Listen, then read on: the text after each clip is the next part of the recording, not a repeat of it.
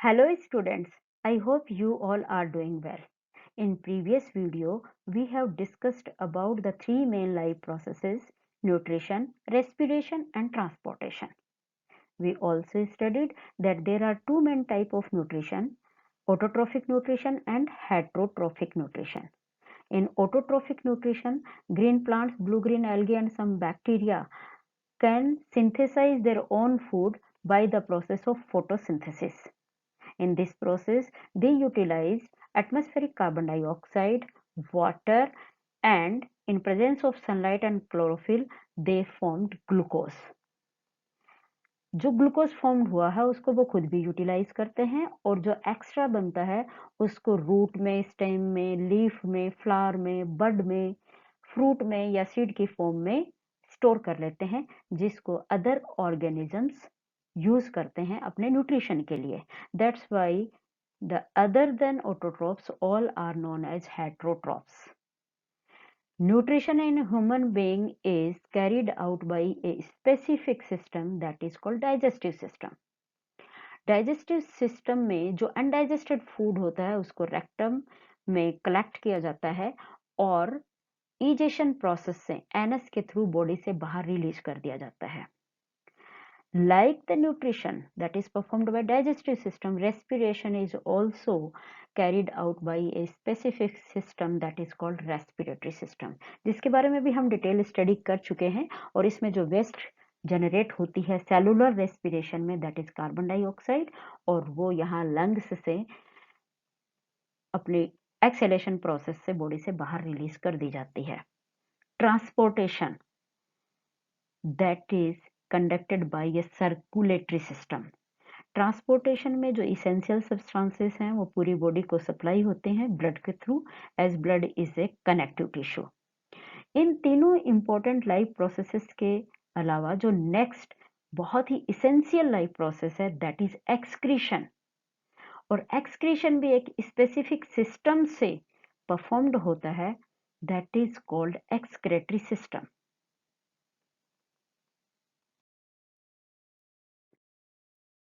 Excretion life process को detail में understand करने के लिए मैंने कुछ टॉपिक्स को कंसीडर किया है और ये हैं excretory system in human being, उसकी लोकेशन, स्ट्रक्चर, उसकी basic unit that is called nephron, उसके स्ट्रक्चर भी हम स्टडी करेंगे. एक्सक्रेटरी सब्सटेंसेस कौन कौन से होते हैं बॉडी में उनकी भी हम स्टडी करेंगे. इस सिस्टम का फंक्शन क्या है वो तो आप नाम से ही समझ ही गए होंगे. और बाकी और कौन से ऑर्गन है जो एक्सक्रीशन का काम करते हैं, डायलिसिस क्या है, और disease related to excretory system कौन कौन सी हैं. Excretion, the process of removing harmful metabolic waste such as urea, uric acid and salt from the body is called excretion or urination. मतलब जो ब्लड के अंदर डिजॉल्व वेस्ट है, nitrogenous waste है, उनको बॉडी से बाहर निकालने वाला प्रोसेस कौन सा होता है बच्चों? एक्सक्रीशन. अब हम देखेंगे कि इस प्रोसेस को कैरी आउट किया जाता है एक्सक्रेटरी सिस्टम से. उसके स्ट्रक्चर क्या है, उसके मेन ऑर्गन्स क्या क्या है और उसकी लोकेशन क्या है. तो बच्चों इसकी लोकेशन तो है वर्टिब्रल कॉलम के लेफ्ट एंड राइट साइड और अब्डोमन कैविटी के पीछे.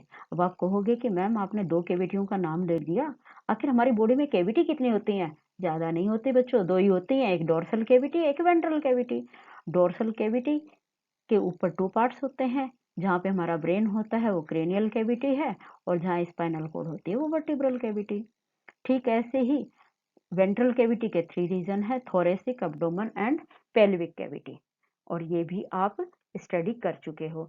तो जो थोरेसिक कैविटी है इसमें हमारा हार्ट होता है, लंग्स होते हैं और इसके ठीक नीचे डायफ्राम होता है जो कि थोरेसिक को अब्डोमन कैविटी से सेपरेट करता है. तो अब्डोमन कैविटी की लोकेशन क्लियर हो गई आपको, ठीक. और बिल्कुल नीचे पेल्विक की भी क्लियर हो गई. इसके बैक साइड में वर्टिब्रल कैविटी के लेफ्ट एंड राइट साइड दोनों साइड लोकेट होता है एक्सक्रेटरी सिस्टम.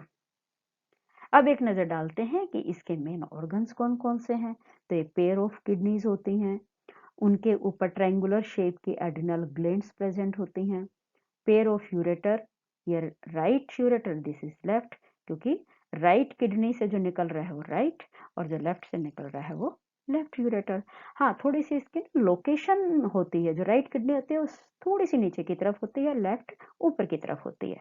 और दोनों यूरेटर आके एक मस्कुलर एक ऑर्गन में ओपन होते हैं, जिसकी इलास्टिसिटी बहुत अच्छी होती है और उसको बोलते हैं यूरिनरी ब्लैडर। तो यूरिनरी ब्लैडर एक है और उसके एक्सटेंडेड जो पार्ट है वो होता है यूरेथ्रा, जिसके थ्रू हम बॉडी से यूरिन को निकालते हैं, डिस्चार्ज करते हैं। आई होप कि मेन ऑर्गन समझ आ गए। दोबारा देख लीजिए, 2 किडनीज हैं, यानी pair of kidneys, pair of ureters, urinary bladder and urethra. 4 ही तो है मेन, और ये एड्रेनल ग्लैंड्स। एक्सक्रीटरी सिस्टम का सबसे इम्पोर्टेंट ऑर्गन होता है किडनी। ये रेडिश ब्राउन कलर का होता है, इसकी लेंथ 11 to 14 सेंटीमीटर और ये 6 centimetre wide and 4 centimetre thick होती है, राइट। दोनों किडनी की शेप बिल्कुल शेप ही होती है, और जो इनकी आउटर कवरिंग होती है वो फाइब्रस कनेक्टिव टिश्यू की बनी होती है, और उसको हम बच्चों बोलते हैं कैप्सूल। जब हम इसका लॉन्गिट्यूडनल सेक्शन लेते हैं या वर्टिकल सेक्शन लेते हैं, तो इसमें 3 डिफरेंट पार्ट्स, 3 डिफरेंट रीजन दिखाई देते हैं।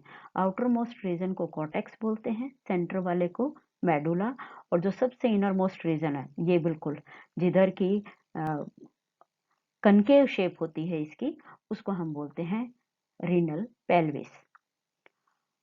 और जो इसकी एंट्री एंड एग्जिट साइट होती है दैट इज कॉल्ड हाइलम। क्या बोलेंगे? हाइलम। जिससे ब्लड वेसल अंदर एंटर करती हैं, बाहर निकलती हैं, नर्व्स अंदर एंटर करती हैं, बाहर निकलते हैं, लिम्फेटिक्स की एंट्री होती है, और साथ में यूरेटर भी इसी रीजन से बाहर निकलते हैं।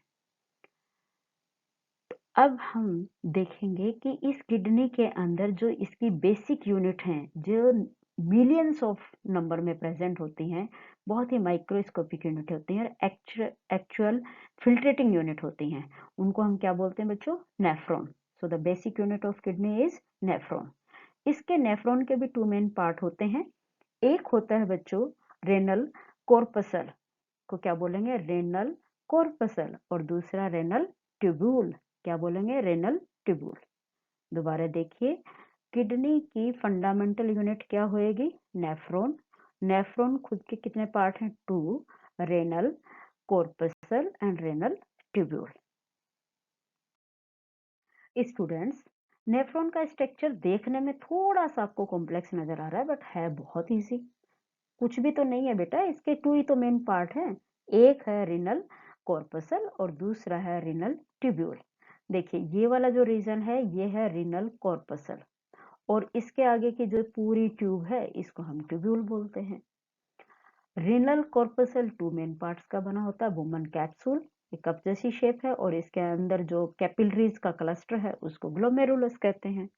इसके अंदर जो आर्टेरियल ब्लड लेके आती है उसको अफेरेंट, क्योंकि इसमें नाइट्रोजनस वेस्ट होते हैं, और जब ये कैपिलरीज में फिल्टर हो जाते हैं, फिर आगे जो ब्लड निकलता है, प्योर ब्लड जिसको हम कहते हैं, फिल्ट्रेशन एक्चुअल में नेफ्रॉन के अंदर होती है। कई बच्चों को कंफ्यूजन होती है कि ब्लड की प्यूरिफिकेशन लंग्स में होती है। प्यूरिफिकेशन वहां नहीं होती, प्यूरिफिकेशन किडनी के अंदर नेफ्रॉन में होती है। ये बात आपने ध्यान रखनी है। हाँ, थोड़ा सा एक चेंज क्या देखने को मिलेगा कि जब आर्टरीज ब्लड और ऑक्सीजन लेके आती हैं, वो पहले किसी भी ऑर्गन में जाके आर्टरियोल में डिवाइड होते हैं, फिर कैपिलरीज, कैपिलरीज रीजॉइन होके वेन्यूल बनाती हैं। लेकिन ग्लोमेरुलस में ऐसा नहीं है। आर्टरियोल डिवाइड हुई कैपिलरीज में, कैपिलरीज रीजॉइन होके फिर से आर्टरियोल बनाती हैं। बस इतना सा आपने ध्यान रखना है। तो ये रीजन क्लियर हो गया? बिल्कुल clear I think. Renal corpuscle, 2 main part, glomerulus, women's capsule. अब वुमन कैप्सूल के आगे की इस कॉइल को देख लीजिए। ये पूरी यहाँ से लेके वुमन कैप्सूल से लेके कलेक्टिंग डक्ट तक का रीजन है, इसको ट्यूब्यूल कहते हैं। अब ये अपनी स्ट्रक्चर फंक्शन की वजह से 3 डिफरेंट नेम से जानी जाती है। वुमन कैप्सूल के आगे वाला जो नेम है इसको बोलते हैं प्रॉक्सिमल कन्वोल्यूटेड ट्यूब्यूल, पीसीटी। और जो हेयर पिन जैसी शेप बन जाती है इसको हेनली लूप कहते हैं। इसके आगे वाली जो ट्यूब्यूल है इसको हम बोलते हैं distal convoluted tubule, DCT. Function में हम बताएंगे कि इन तीनों का अलग अलग क्या फंक्शन है।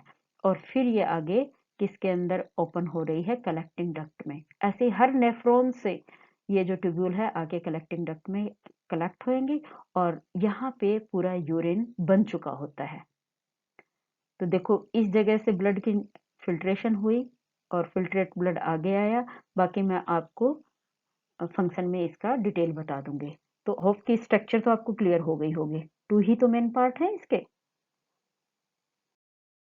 एक्सक्रीटरी सिस्टम के नेक्स्ट ऑर्गन है यूरेटर्स। ये भी बिल्कुल टू होते हैं, लेफ्ट एंड राइट, जो कि किडनी को यूरिनरी ब्लैडर के साथ कनेक्ट करते हैं। या ये सिर्फ और सिर्फ किडनी से यूरिन को यूरिनरी ब्लैडर तक ट्रांसपोर्ट का काम करते हैं। इनमें यूरिन रुकता नहीं है। बिल्कुल वैसे ही है जैसे डाइजेस्टिव सिस्टम में इसोफेगस होती है, जो कि फूड को बक्कल कैविटी से स्टमक तक ट्रांसफर करती है। यूरिनरी ब्लैडर ये भी एक मैस्कुलर शेक होता है, जो कि lower part of abdomen cavity में लोकेट होता है और इसके अंदर यूरिन फिल होता रहता है। जब ये पूरा फिल हो जाता है तो ये यूरेथ्रा के थ्रू यूरिन को बॉडी से बाहर डिस्चार्ज कर देता है। मेल में ये पेनिस से और फीमेल में वेजाइनस से बॉडी से बाहर निकाला जाता है। ये यहाँ आके हमारे सारा का सारा सिस्टम के जो मेन ऑर्गन्स थे वो कंप्लीट हो गए हैं। अब हम देखते हैं कि हमारी बॉडी मेन एक्सक्रीटरी सब्सटेंसेस कौन कौन से बनाती है। तो बच्चों वो है ammonia, urea and uric acid. Ammonia generate होती है ऑक्सीडेटिव डीएनिमेशन रिएक्शंस में, और वो रिएक्शन कब होती है? जब हमने एक्सेस में प्रोटीन कंज्यूम कर ली है। तो उसमें जो अमीनो ग्रुप बनते हैं और वे कन्वर्ट हो जाते हैं अमोनिया में, उसको एलिमिनेट करना बहुत जरूरी है।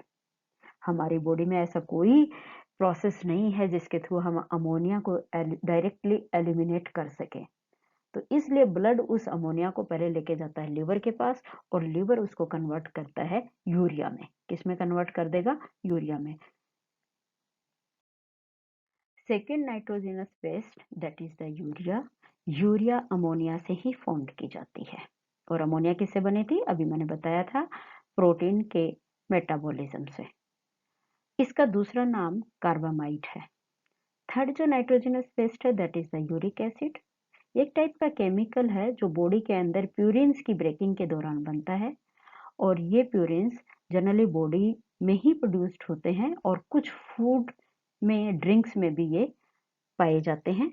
फॉर एग्जाम्पल जैसे लीवर है, फिशेस हैं, ड्राइड बीन्स हैं, पीज हैं, बियर है, इन सब में प्यूरिन्स होते हैं। है क्या ये? बाईसाइक्लिक हेट्रोसाइक्लिक कंपाउंड है, जो कि कार्बन, हाइड्रोजन, ऑक्सीजन और नाइट्रोजन के मिक्सचर से बनते हैं। और इनके मिक्सचर से और क्या भी चीज बनते हैं? न्यूक्लिक एसिड भी बनते हैं, उससे भी यूरिक एसिड बनता है। और एक्सेस अमाउंट में अगर यूरिक एसिड हमारे ब्लड में आ गया तो ये गॉट डिजीज क्रिएट करता है, जो कि अर्थराइटिस की एक बहुत ही कॉम्प्लेक्स फॉर्म होती है, जिससे सिवियर अटैक आता है पेन का, और स्वेलिंग भी हो जाती है बॉडी पार्ट्स पे, स्पेशली जॉइंट्स के जो रीजन है हमारे, जहाँ जहाँ जॉइंट है बॉडी में, वहां पे स्वेलिंग ज्यादा हो जाती है। Fourth, urine.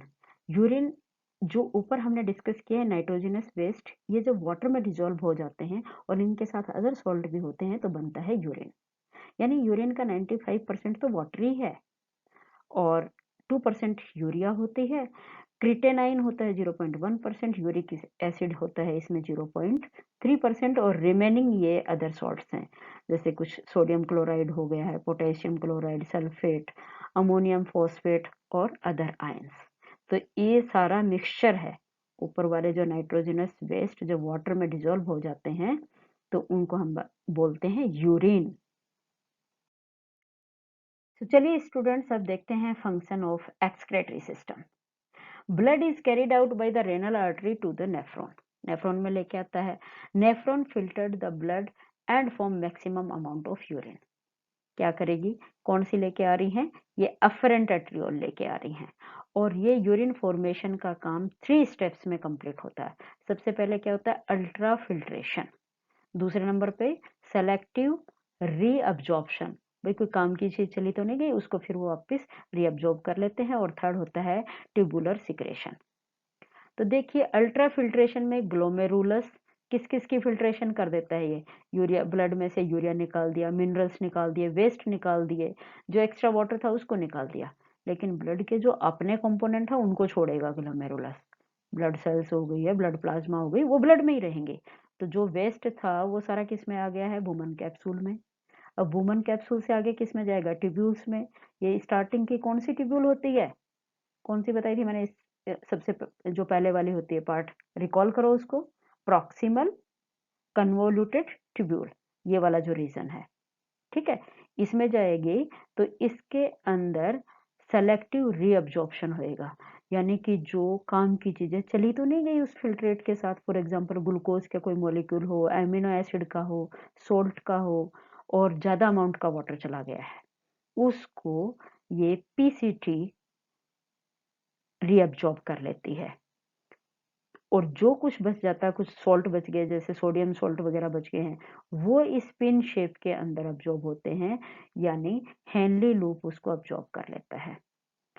अब ये यूरिन आगे की तरफ पास हो रहा है, पास होने पे जो ट्यूबुलर सिक्रेशन का, ट्यूबुलर का ये वाला रीजन है, इसको क्या बोलते हैं बच्चों, डीसीटी, डिस्टल कन्वोल्यूटेड ट्यूब्यूल। तो डिस्टल कन्वर्टेड ट्यूब्यूल क्या काम करेगा कि इस यूरिन के अंदर इसकी जो सेल्स हैं वो उन वेस्ट को सिक्रेट कर देती हैं, डाल देती हैं कि भैया इनकी बॉडी को जरूरत नहीं है यूरिन, तुम इनको भी पकड़ो, और वो सारे आगे चली जाती हैं किसमें, कलेक्टिंग डक्ट में। अब कलेक्टिंग डक्ट में जो फिल्ट्रेट आया है वो एक्चुअल में यूरिन है, और उसकी कॉम्पोजिशन मैं आपको पहले ही बता चुकी हूँ। तो अब ध्यान दीजिए, यूरिन फॉर्मेशन 3 मेन स्टेप में होता है। सबसे पहले अल्ट्रा फिल्ट्रेशन ग्लोमेरुलस में होएगा, फिर जो काम की चीज अगर कुछ क्षण के नीचे तो नहीं चलेगी उसकी होती है रीअब्जॉर्प्शन, और उसके बाद इस यहाँ पे कुछ अगर वेस्ट है उसकी सेल्स में है, किसकी, जो आपका डीसीटी है, डिस्टल कन्वोल्यूटेड ट्यूब, वो सिक्रेट कर देती है जो एक्सेस में सॉल्ट वगैरह है, तो उसको बोलते हैं ट्यूबुलर सिक्रेशन। अब ये यूरिन फॉर्मेशन का काम मेन है किसका, एक्सक्रेटरी सिस्टम का। देखते हैं इसके अलावा भी कोई और काम भी करता है ये। आपने क्या सोचा कि एक्सक्रेटरी सिस्टम सिर्फ यूरिन फॉर्मेशन का काम करता है? नहीं बच्चों, इसके अलावा ये और भी बहुत इंपॉर्टेंट काम करता है। For example, maintaining overall fluid balance, body के अंदर फ्लूइड की बैलेंसिंग का काम कर रहा है। साथ में किडनीज के ऊपर जो एड्रेनल ग्लैंड्स होती हैं, दोनों तरफ होती हैं, वो अपना एक हार्मोन प्रोड्यूस करती हैं, एड्रेनलिन हार्मोन, और वो हेल्प करता है किसमें, रेगुलेट और मेटाबॉलिज्म, इम्यून सिस्टम की रेगुलेशन में, रिस्पॉन्स टू स्ट्रेस, कोई सडन शॉक मिल गया उसमें रिस्पॉन्ड करता है, और रेड ब्लड सेल के प्रोडक्शन में, बोन हेल्थ को प्रमोट करता है, और साथ का साथ ब्लड प्रेशर को भी रेगुलेट करता है। तो आपने देखा कि एक्सक्रीटरी सिस्टम का काम सिर्फ और सिर्फ यूरिन फॉर्मेशन ही नहीं है, इसके अलावा भी और बहुत सारे काम हैं। क्या हमारी बॉडी में कोई और भी ऑर्गन है जो एक्सक्रीशन का काम करते हैं? बिल्कुल है बेटे, जैसे स्किन है, स्किन के स्ट्रक्चर आप कर चुके हैं 9th क्लास में। तो ये क्या करती है, इसमें जो स्वेट ग्लैंड है वो स्किन को इवेपोरेशन प्रोसेस में जो एक्सेस में वाटर है उसको बाहर निकालने में हेल्प करती हैं स्वेट ग्लैंड। उसमें क्या होता है कि कुछ सॉल्ट भी बाहर निकल आते हैं, और इवेपोरेशन प्रोसेस की वजह से जो हमारा थर्मो रेगुलेशन है, यानी कि बॉडी का टेम्परेचर है वो मेंटेन रहता है। इवेपोरेशन के बाद बॉडी की कूलिंग हो जाती है। जो सिबेसियस ग्लैंड हैं वो स्किन से एक्सक्रीट करते हैं ऑयल बॉडी के बाहर, किस फॉर्म में, सीबम की फॉर्म में। तो जो ऑयली सब्सटेंसेस हैं वो भी एक्सक्रीशन के थ्रू बाहर निकल गए। तो अभी तक हमने क्या देखा कि सिर्फ यूरिया ही बॉडी से बाहर नहीं निकल रहा है, स्वेट में कुछ सॉल्ट जा रहे हैं, एक्स्ट्रा वाटर जा रहा है, और ऑयल भी बॉडी से बाहर निकल रहा है।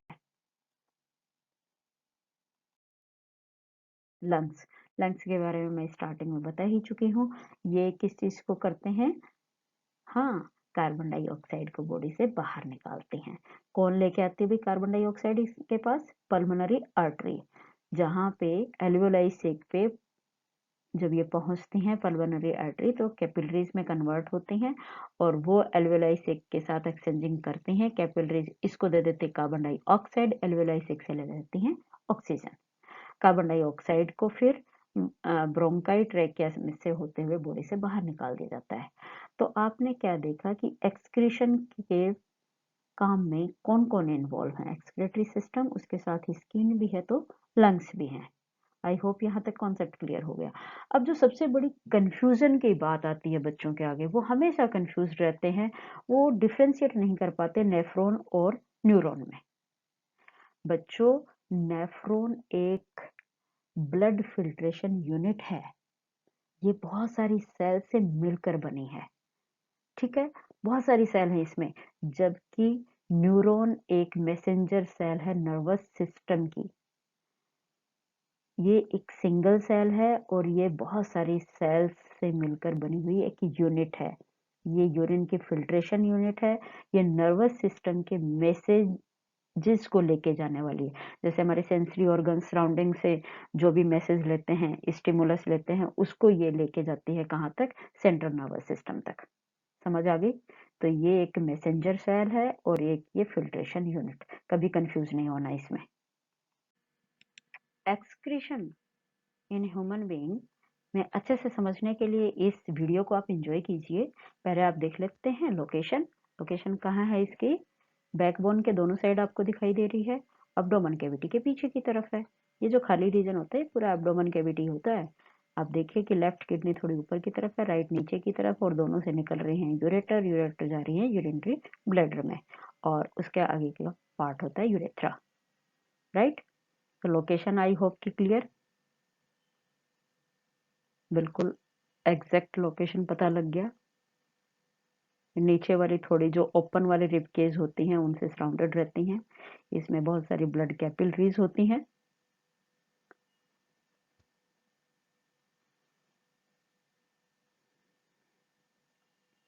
कप शेप्ड वुमेन्स कैप्सूल, जिसके अंदर इनका क्लस्टर होता है ग्लोमेरुलस, और ये जो फिल्ट्रेटिंग यूनिट थी वो थी नेफ्रॉन।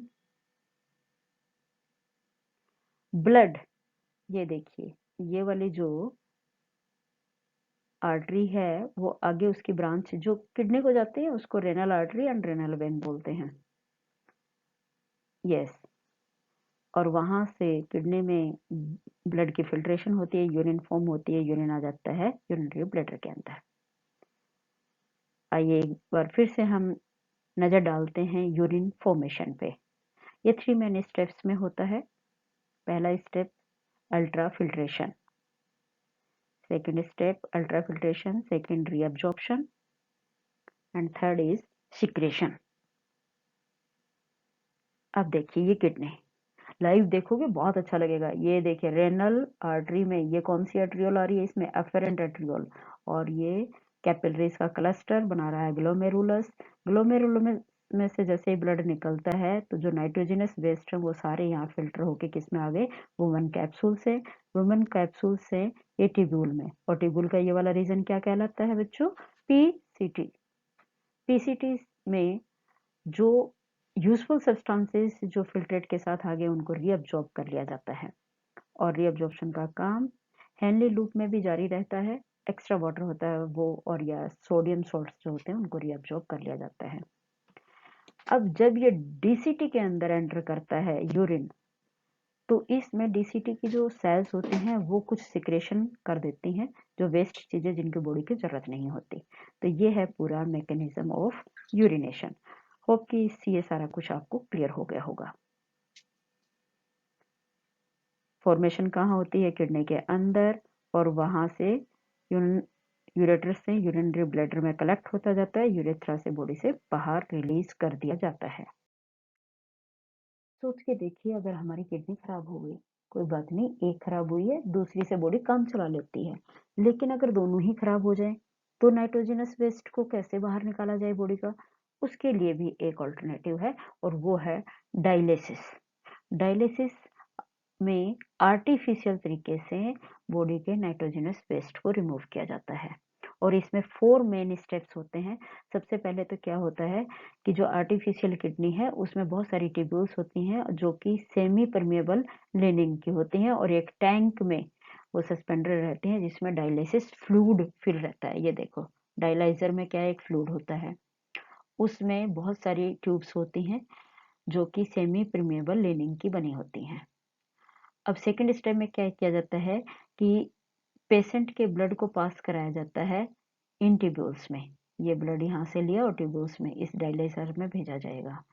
फिर इस पासिंग में जो वेस्ट प्रोडक्ट हैं वो ब्लड से डिफ्यूज होके उस डायलेसिंग फ्लूइड में आ जाएगा। और फोर्थ स्टेप में जो प्यूरिफाइड ब्लड है उसको पंप बैक कर दिया जाता है पेशेंट की बॉडी में। तो 4 स्टेप्स क्लियर हो गए। डायलाइजर लिया जिसमें कि एक फ्लूइड लिया गया है, डायलाइसिंग फ्लूइड, और इसमें बहुत सारी ट्यूब्यूल्स होती हैं जो कि सेमी परमेबल रीजन की होती हैं। पेशेंट के ब्लड को इसमें पास कराया जाता है। डिफ्यूजन प्रोसेस से जो नाइट्रोजनस वेस्ट है वो इस टैंक में आ जाएंगे और प्योर ब्लड वापस पेशेंट की बॉडी में रिपम्प कर दिया जाता है। 3 कॉमन डिजीज हैं बच्चों जो एक्सक्रीटरी सिस्टम से रिलेटेड हैं, जैसे किडनी में स्टोन का होना, यूरिनरी ट्रैक इन्फेक्शन जिसको यूटीआई के नाम से जाना जाता है, ग्लोमेरुलोनेफ्राइटिस मतलब नेफ्रॉन्स के अंदर प्रॉब्लम आ जाना, जो ग्लोमेरुलस की कैपिलरीज होती हैं उसमें कुछ प्रॉब्लम आ जाती है, उसको इस डिजीज के नाम से जाना जाता है। चलिए एक बार थोड़ा सा रिवाइज कर लेते हैं। सबसे पहले देखिए एक्सक्रीटरी सिस्टम है, इसमें ब्लड लेके कौन आती है, ओर्टा से रेनल आर्टरी, किडनी उसकी फिल्ट्रेशन करती हैं और जो यूरिन बनता है उसको यूरेटर के थ्रू यूरिनरी ब्लैडर में भेज देती हैं। किडनी के अंदर की स्ट्रक्चर में हमने देखा जो इसकी स्किन होती है उसको कैप्सूल बोलते हैं और इसके अंदर 3 मेन पार्ट होते हैं, cortex, medulla and renal pelvis. जो एंट्री और एग्जिट पॉइंट होता है उसको हम हाइलम बोलते हैं। और किडनी के अंदर मिलियंस ऑफ फिल्ट्रेटिंग यूनिट्स होती हैं जिनको नेफ्रॉन कहा जाता है। नेफ्रॉन खुद 2 पार्ट्स की मिलकर बनी होती हैं। ये वाला रीजन है इसको हम बोलते हैं रेनल कॉर्पसल, और जो आगे वाला ट्यूबुलर रीजन होता है जिसके 3 मेन पार्ट्स होते हैं जिनको पीसीटी, हैंडी लूप और डीसीटी के नाम से जाना जाता है। फिर आती है कलेक्टिंग डक्ट आकर यूरेटर में सारी इकट्ठी होकर रीओपन हो जाती हैं और वो यूरेटर जाता है यूरिनरी ब्लैडर में और यूरिनरी ब्लैडर फिल होता रहता है। ये यूरिनरी ब्लैडर और यूरेथ्रा के थ्रू यूरिन को बॉडी से बाहर निकाल दिया जाता है। अब थोड़ा सा काम मैंने तैयार किया आप लोगों के लिए, पूरी वीडियो को देखिए और ये एक्सरसाइज में जो क्वेश्चंस दिए हुए हैं इनको आपने अपने नोटबुक में करना है। थैंक्स।